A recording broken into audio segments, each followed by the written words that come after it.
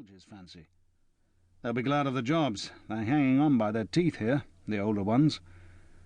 The kids head on out, more's the pity. He could be a blessing if he employs local labour. He knows his stuff, admitted Bunty, gazing wide-eyed at the Psyches and Graces flickering by. Bunty knew hers, though her field was music rather than landscaping, and could appreciate authority when it showed. So why wasn't she happy? 3 months isn't very long, and the extreme head of a valley, climbing over frontier hills from England into Wales, is hypersensitive territory, critical and aloof, resentful of mere mechanical aids like expertise. In several fields, apparently, said George dryly, and does his homework too.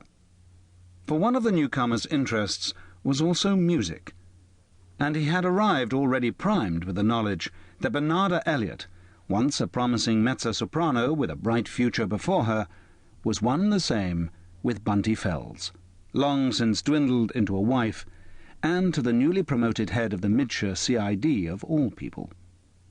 The sole reason they had been invited to this housewarming, according to Bunty, was because she had let herself be conned into acting as secretary to the Comerbourne Musical Association, and their host showed every sign of planning a takeover bid for that earnest body, and was recruiting support at every opportunity.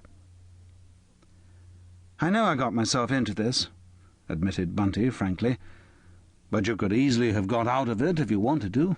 I wonder why you didn't." "Curiosity, mainly. It pays to take a close look at every major development in these parts." He didn't go into details. There was no need.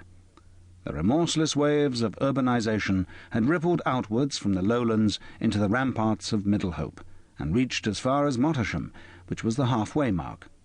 But Abbott's Bale and the scattered hill farms round it remained a fortress of tribal solidarity.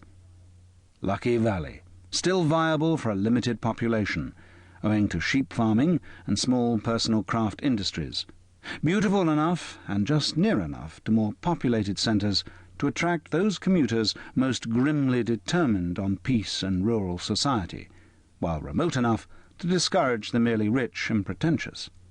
By no means a closed community, it had assimilated a number of retiring and retired artists and academics, and tolerated a few suburban hangers-on, who, given the atmosphere, would either adapt or lose heart and sell out to more congenial arrivals.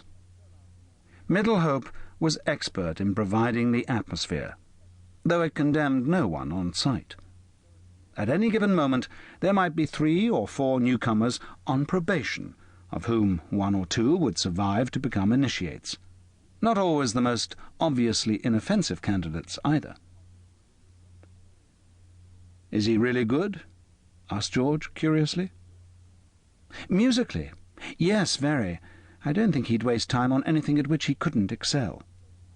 Or stop, short of a takeover, in anything at which he can excel. It's early days yet to judge."